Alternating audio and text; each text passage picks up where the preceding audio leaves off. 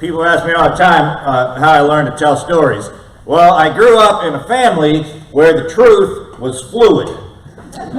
In my family, it's entirely up to the listener to decide what's true. You're allowed to say anything you want to make a story more entertaining. Not in a malicious way, just in an entertaining way. And my grandfather, we called him Großpapa because he's German, and that means great father. It has nothing to do with his personal hygiene.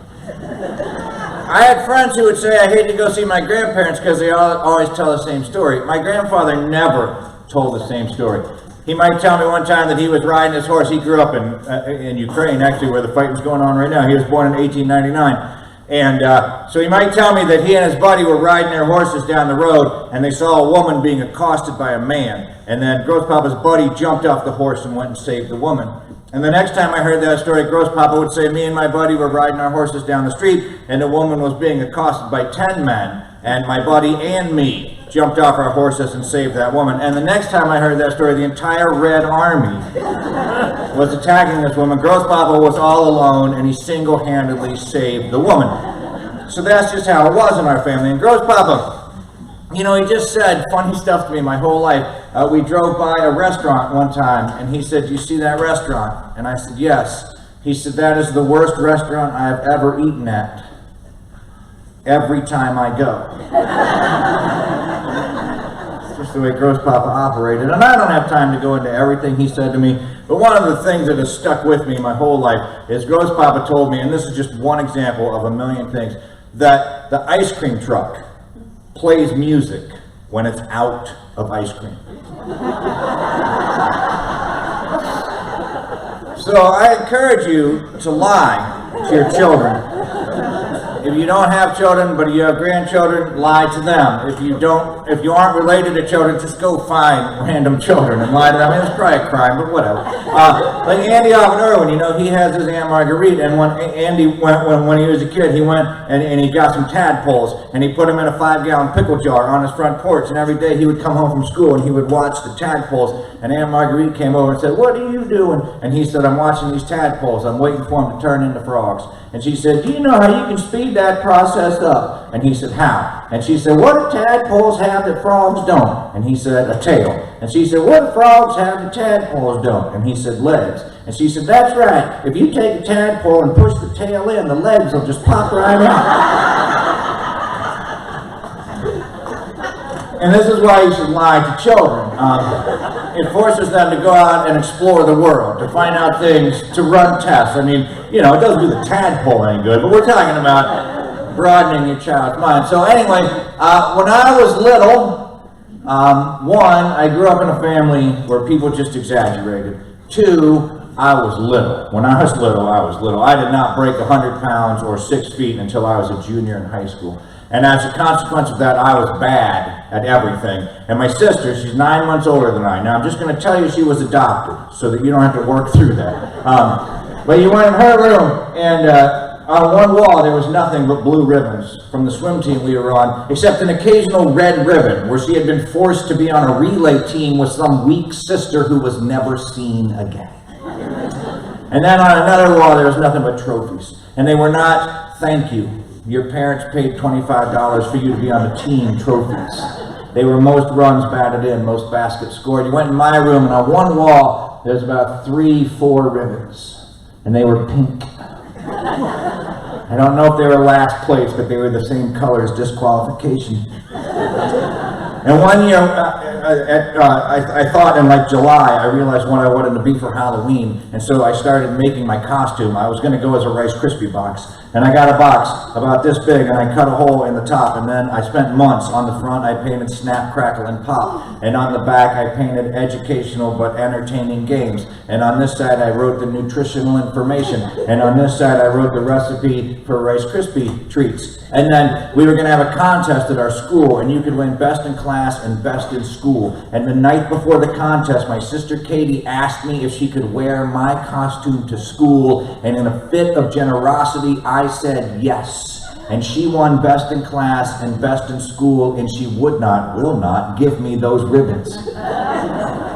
And her name is Katie, and she lives in Dayton, Ohio.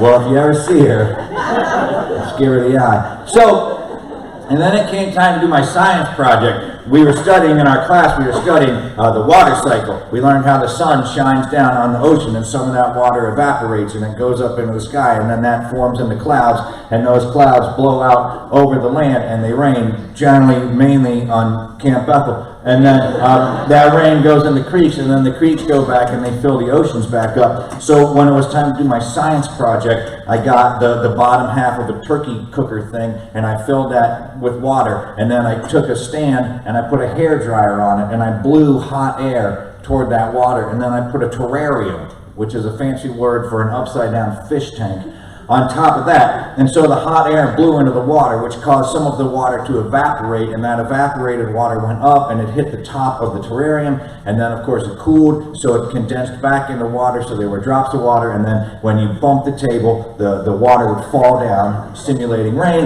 and I made an ocean, escape to put behind it, and I had my 3x5 cards, and when the judges came over, I read my speech, and then I bumped the table with my hip, and the hair dryer fell into the water and the lights went out in the whole county and I didn't win. So I would cry. I would go home and I would cry. I remember as a child. I'm the last of 5 children. So I don't know if you're the last of a long line of children, but if you are, you know that by that point your parents really just don't care that much anymore. If I wanted any sympathy, I had to lose a limb and it not be my own fault, So, no, that's not true. My mother's a wonderful mother. But I would go and I would cry. My mother would come in my bedroom and she would say, "What's wrong with you?" And I would say, "I'm little. I can't do anything. I never win. I'm never going to change the world." Now, I don't know why at 7 years old I thought I needed to change the world, but that's what was stuck in my head. And she would say things like, "You don't have to worry about changing the world." She said most people who changed the world did not set out to change the world. And then she would list people like Rosa Parks and Martin Luther King Jr., Neil Armstrong, Chuck Yeager, Freddie Mercury. My mom did not say Freddie Mercury. But I wish that she had. And she told me that most of these people were just doing what they wanted to do, just a little thing that they thought needed done, and that resulted in the world changing. Martin Luther just, a couple of things, Catholic Church, a couple of things I'd like to change. Boom, we're at Camp Bethel. And, Neil Armstrong, Chuck Yeager, they just wanted to be the best pilots they could. And, just that course led them into being names that we recognize forever. And I don't know if it made me feel better, but I know that it made me fall asleep. Now, every summer, we would drive from Half Dollar, West Virginia to Islesboro, Maine, 21 hours in the car. And we had a 16-foot aluminum Grumman canoe. And my dad would take all of our gear, pack that in hefty bags, lash those into the Grumman canoe. Mr. Koski, the neighbor, would come over. Dad and Mr. Koski would pick up the canoe with all of our gear and flip it upside down and put it on top of the Ford Grand Safari station wagon. And that station wagon was so big that 16-foot canoe did not stick out over the windshield or the rear tailgate. And the reason we had to put all the gear in the canoe is because in that car for 21 hours, in the front seat was Gross Papa, my grandmother, was Dad driving, then Gross Papa, and then my mom in the front seat. And then in the next seat was Amma, my grandmother, my brother Paul, my sister, Amma, my brother Paul. I'm missing somebody. My brother Kevin, right? Where was Amma? Yeah, okay, so right. Dad, Gross Papa, Mom. Amma, Paul, Kevin. And then in the back of that station wagon, the back of the station wagon was as big as this stage. And in that bag, my mom put like a 1-inch foam mat. And so back there, all alone, unreachable by any adult, even if they thought about turning around to look to see what we were doing, was my sister Tammy, my sister Katie, myself, the dog Deacon, and my buddy Skeeter. All 5 of us were back there. There were 9 people. Is that 9? Doesn't matter. There were 9 people and a dog in a car that had 4 seat belts. There were more cigarette lighters in that car, and there were seat belts, and they were not phone chargers. They were cigarette lighters. And so the 4 of us were back there just all alone. Nobody cared about us. That car had a big back window that would roll down, and we would play games like who can be the last person to leave the state. Hold my ankles! People behind us, look at those kids, they're having a good time, that's healthy. So we stopped at a rest stop because somebody had to go to the bathroom, and you know how it is when you're on a long trip. If one person has to go to the bathroom, everybody has to go to the bathroom, so we all got out of the car, and I was the last person to come back, and instead of climbing in over everybody, I just rolled in that back tailgate window, made eye contact with Dad and Gross Papa in the rearview mirror, pulled a blanket over my head because I was kind of sleepy. We backed out, we headed down the road. Now Tammy, my sister, had moved into the middle seat on the passenger side because Kevin, my brother, had moved to the back because Kevin tended to get car sick, which meant that he put his head out the back passenger window and decorated the back panel of the car, and Dad got tired of that, so he put Kevin in the back so he could lean out the back window and just decorate other people's cars. And so we got about 15 minutes away from the rest stop, and my sister Tammy said, "Oh no, I think we left Bill." Because when you're the last of 5 children, it takes 15 minutes for anyone to realize you're gone. And Gross Papa said, "I told him if he didn't hurry, we were going to leave him." And my dad said, "I'm sure he'll be fine." And my mom said, "John!" And my dad said, "What? We'll pick him up on the way home." And my mom said, "John!" And I have to tell you, I was 18 years old before I realized that my father's name was John. So all I'd ever heard was, "John!" I thought there was some weird pun. Anyway, we let that go on for another 20 minutes while my sister just totally went into panic. And then I was, "Surprise, I'm here." Oh, good fun. Finally, we got to Maine, and we had to get to the island, so we got on a ferry boat, this big ferry boat, like as big as this building. You drive your car right onto it, they chain it down, and then you can get out and go and lean on the railing and watch the water. And our Gross Papa was leaning on the railing, and me and Skeeter went over there, and there were all these lobster buoys, these brightly painted floaty things in the water. I didn't know what they were. I said, "Gross Papa, what are those things?" And he said, "Oh, those mark the places where all the other ferry boats sank." Beautiful. You might wonder, why would you ask that man any questions at all? Well, by the time I figured out he was always lying to me, I realized he also had the best answers. So we got to our little cabin, and then there were, all of us had been in the car for 21 hours. We rolled out of the car. We all hated each other even more by that point. And so Skeeter and I were just old enough that we were more useful if we weren't helping. So our adults said, "You two go to the ocean, go play in the ocean, go. You two 7-year-old boys, go play totally unobserved in the ocean." Because, safety hadn't been invented yet. And Gross Papa was just old enough that he could just say things like, "I don't want to do that. I'm not working. I'll go watch the boys," because, nobody could stop him. And so Skeeter and I ran. Now there was probably like 10 yards of yard, and then a little decline, and then maybe 50 yards of rocky beach, and then there was the ocean. And Skeeter and I went running into the North Atlantic Ocean. Now I don't know if you've ever been in the North Atlantic Ocean, but even in August, after a heat wave summer, the North Atlantic Ocean is colder than the deepest parts of Lake Superior. By the time that vacation was over, I was blue from the knees down, completely white from the knees to my waist where my swim trunks had been, and then bright red from my waist to the top of my head. I looked like one of those patriotic rocket popsicle things. So we went running in the water, and we came running out, and Gross Papa said, "What's the matter?" And we said, "The water is cold." And he said, "Yes, you have to acclimate yourselves." And we said, "How do we do that?" And he said, "You have to put your whole body in the water." So we went in and we dove in and we popped out and we came back, and he said, "Are you acclimated?" And I said, "I don't think so."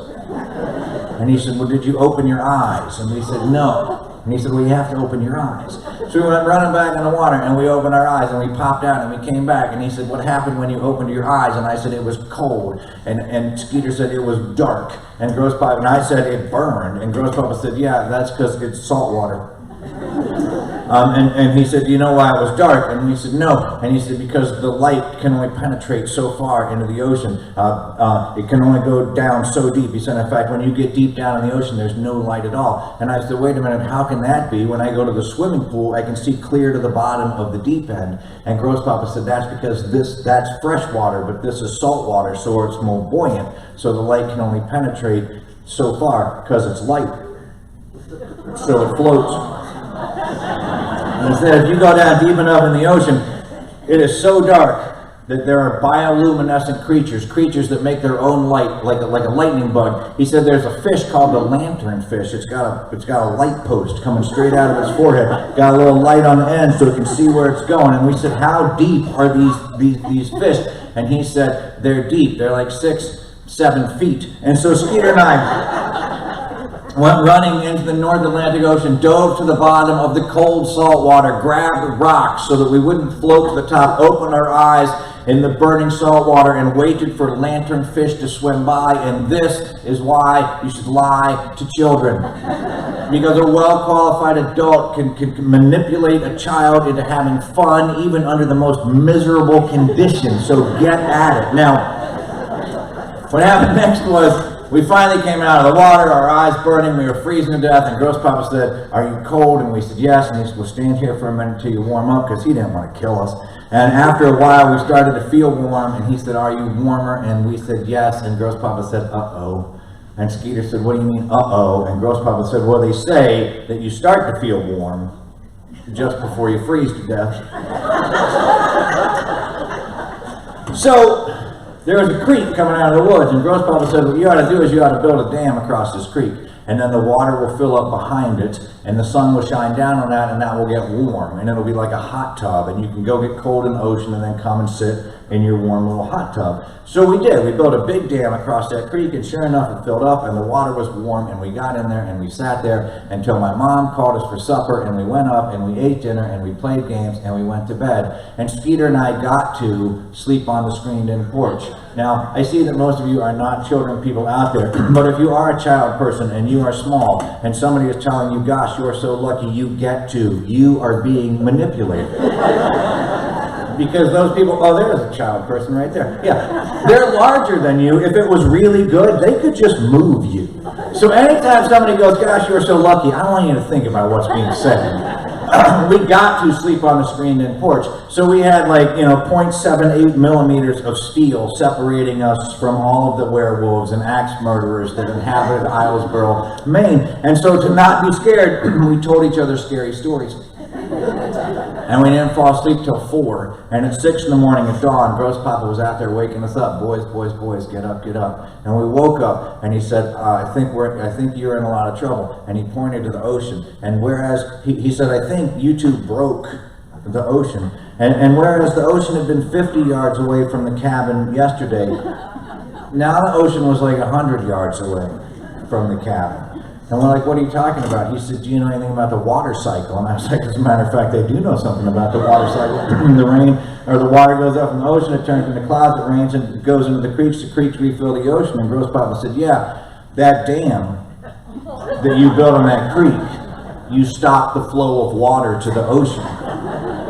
You're going to have to fix that before anybody notices. He said, because, if the ocean drains, that's just going to be a catastrophe. Of course, all the fish, all the sea life is going to die because there won't be any water. And then there won't be any transatlantic shipping, so there'll be an economic disaster. And then, of course, there'll be a huge drought, so all of the crops will die. And then people will starve to death. And I was like, Gross Papa, there's no way humans could have that much effect on the climate. And he said, go fix that dam. So we went down and we tore the dam down, and the water started to flow back into the ocean, and we hid behind a log while Gross Papa watched out for the ocean police. And we were tired, and there was the adrenaline that was draining out of us and the anxiousness, and so we fell asleep, and I don't know how long we were asleep, but when we woke up, the ocean was back to about where it had been.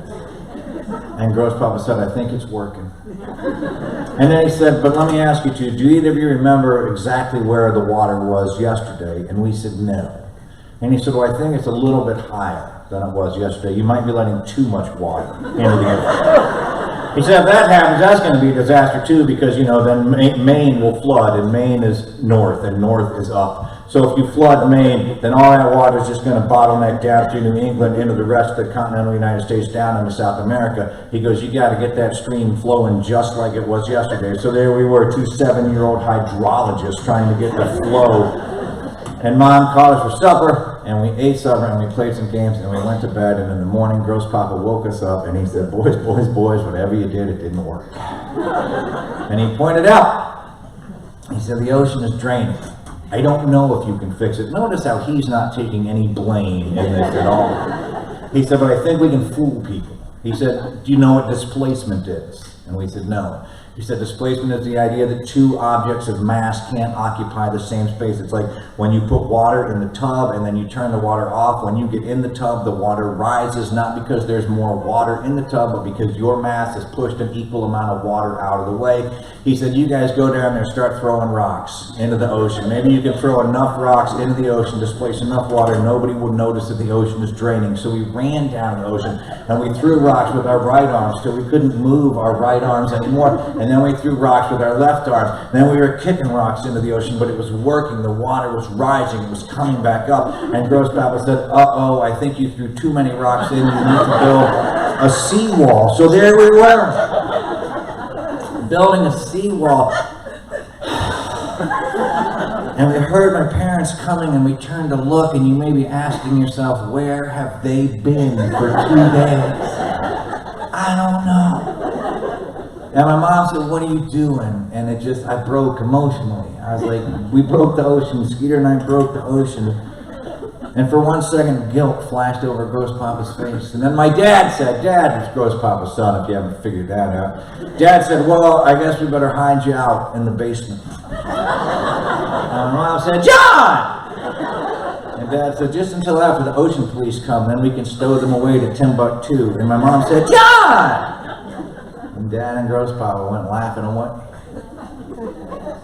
And Mom knelt down between me and Skeeter. She put her arms around us. She said, you two don't know anything about the tides, do you? No. We grew up in Half Dollar, West Virginia. The freshest seafood I ever had said sun-kissed on the side of it. So she explained how there's the sun and the moon, and they both exert their gravity on the earth, and the sun is bigger, so it has more gravity, but the moon is closer, so it wins. Proximity is power.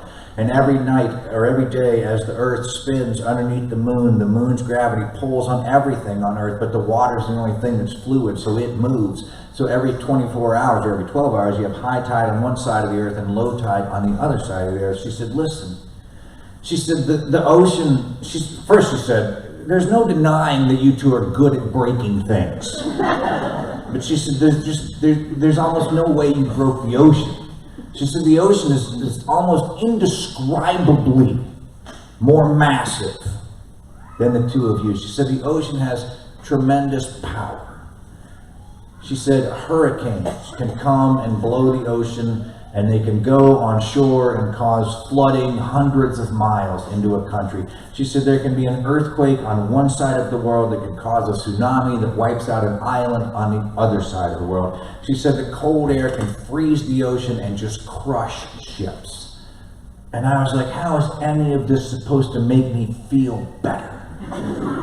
She said there's tremendous, tremendous power in the ocean. She said, but you are actually more powerful than the ocean. She said, because the ocean has the power to change the world, but it can only change the world when another force acts upon it. She said, so you, small as you are more powerful than the ocean, because you have the power to choose to change the world. And she walked away. And Skeeter and I stood there for a minute. And then I turned to go. And he said, where are you going? And I said, I'm going to change the world. And he said, how are you going to do that? I said, I'm going to get a hairdryer and the longest extension cord I can find. And that, if it's true, is how I learned to tell stories.